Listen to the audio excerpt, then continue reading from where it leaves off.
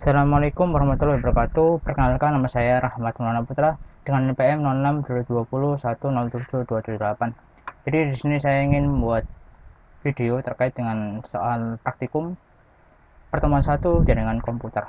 Oke, jadi langsung aja ke soalnya. Ada 4 soal. Jadi kita mulai dari yang soal nomor yang pertama. Jelaskan dan beri contoh jenis-jenis jaringan komputer. Jaringan komputer itu ada 3 jenisnya. Yang pertama yaitu LAN, Local Area Network. Jaringan LAN berfungsi untuk menghubungkan perangkat jaringan dalam kondisi jangkauan yang relatif kecil. Jadi jangkauannya itu nggak besar.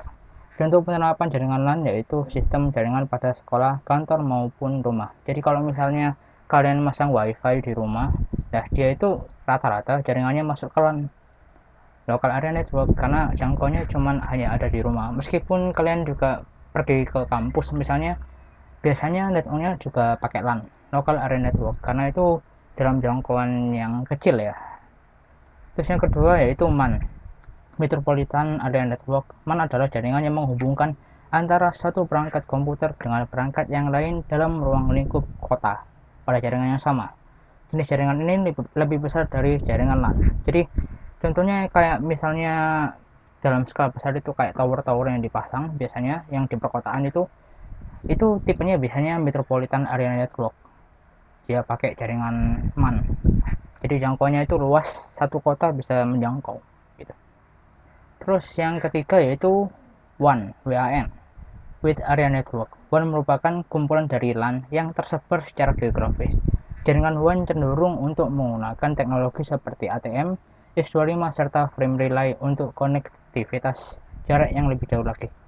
Jadi jangkauannya WAN ini masuk dalam kategori negara atau benua. Jadi misalnya Indonesia, semua jaringan itu masuk ke dalam WAN biasanya. Terus yang kedua yaitu jelaskan minimal 2 topologi jaringan. Yang pertama ada topologi jaringan bus. Jadi topologi jaringan ini merupakan sebuah kabel pusat yang merupakan media utama dari jaringan. Terminal-terminal yang ada membangun jaringan yang dihubungkan dengan kabel utama yang merupakan inti dari jaringan. Terus yang kedua ada topologi jaringan star. Topologi jaringan ini merupakan satu terminal sebagai terminal sentral yang menghubungkan ke semua terminal. Jadi dia menggunakan satu terminal, di mana terminal itu merupakan terminal sentral yang bisa menghubungkan ke semua terminal.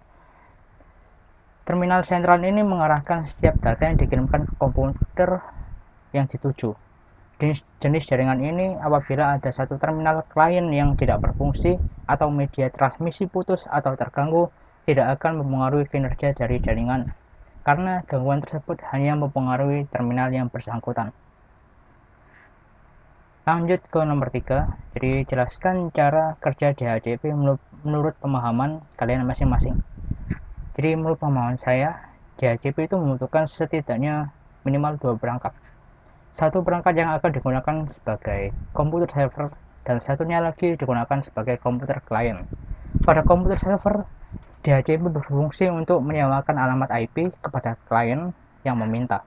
Sedangkan pada komputer klien hanya menjalankan perangkat lunak klien DHCP yang memungkinkan mereka agar dapat berkomunikasi dengan komputer server. Dengan kata lain, pada komputer klien, konfigurasi IP tidak menggunakan statik, melainkan menggunakan DHCP yang disewa pada komputer server. Jadi biasanya kalau konfigurasi DHCP pada komputer server itu IP-nya menggunakan statik, jadi harus di set manual IP-nya. Misalnya 192.1.1.0 misalnya. Nah, sedangkan waktu di DHCP klien, di komputer klien, dia itu konfigurasinya menggunakan DHCP. Dengan kata lain, dia meminjam dari network alamat IP server.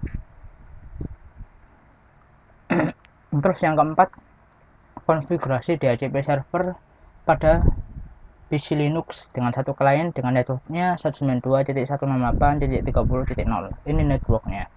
Lakukan routing agar klien bisa terhubung. Jelaskan langkah-langkah dan mencoba konfigurasi menggunakan laptop masing-masing. Jadi berhubung saya masih belum mengerjakan, kita akan langsung ke prakteknya dulu.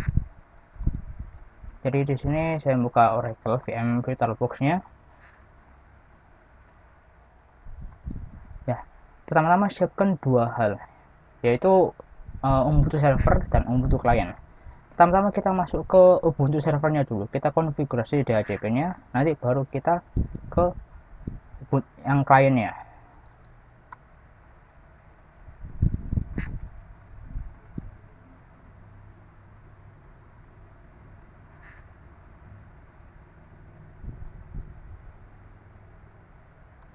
Ini kita fullkan.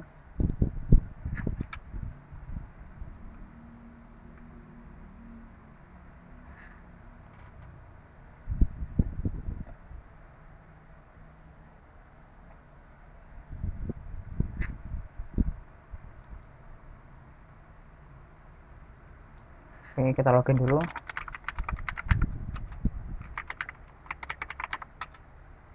Pastikan kalian masuk ke user router terlebih dahulu dengan mengetikkan sudo min i. Kita clear dulu. Jadi langkah pertama kita cek dulu IP-nya.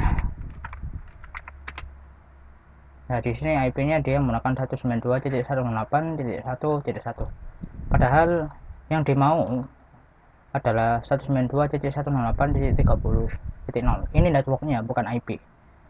Jadi kita akan merubah IP-nya dan networknya.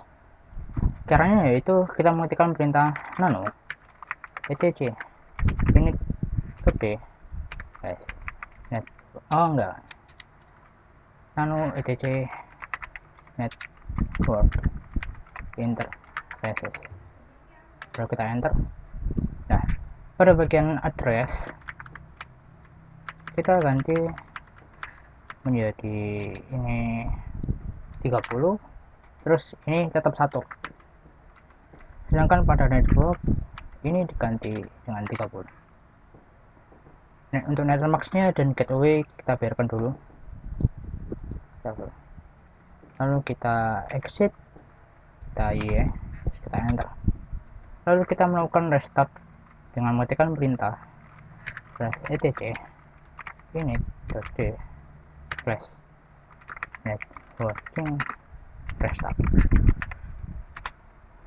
Ya, kalau udah kita coba cek apakah berubah. Nah, kalau gitu kita report dulu.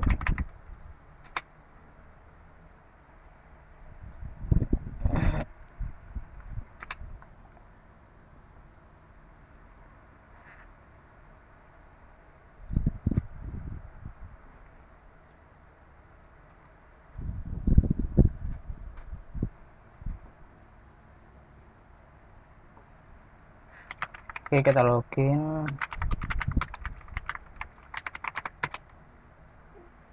Jangan lupa untuk masuk ke user router terlebih dahulu. Kita cek IP-nya dulu. Di sini init address-nya udah berubah. 192.168.30.1. Lalu yang kita lakukan selanjutnya adalah kita konfigurasi DHCP servernya. Jangan matikan nano etc flash DHCP flash dhcpd.conf. Lalu kita enter. Pastikan autoritatifnya harus aktif ya, kan biasanya awalnya kayak gini tapi harus dihapus biar aktif. Nah, ini bekasnya yang dari modul 2 kemarin.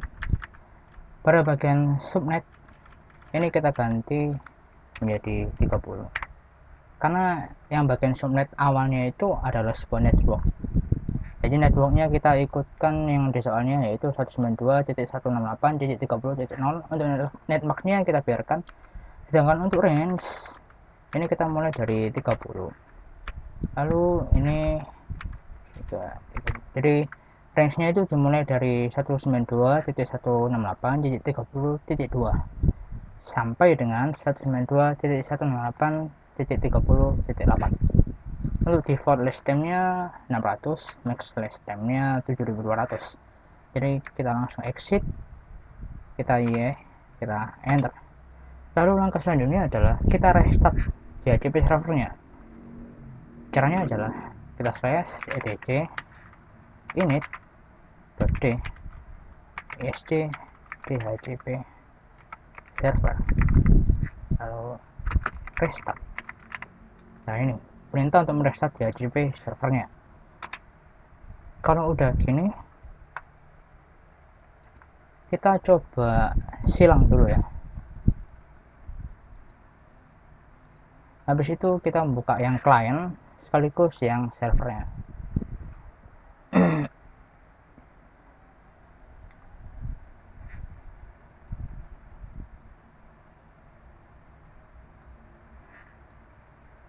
Oke.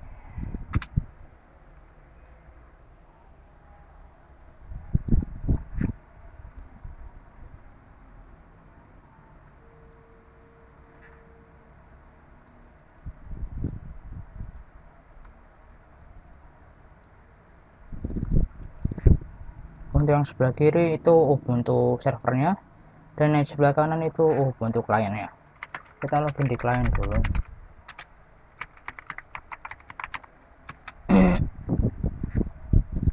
Jangan lupa untuk masuk ke user root. Oke, kita clear. Sama ini juga.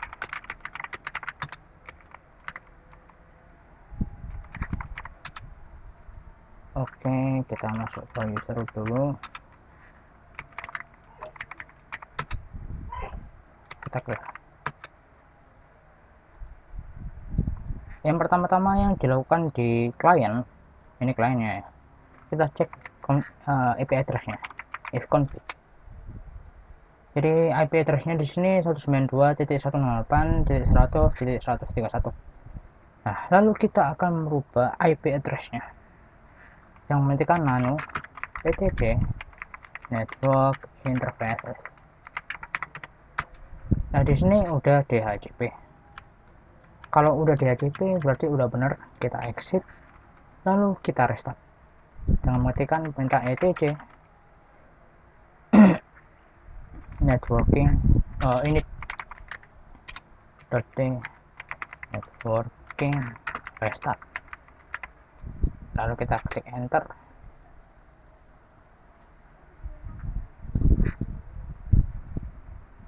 Kalau udah, kita cek ifconfig.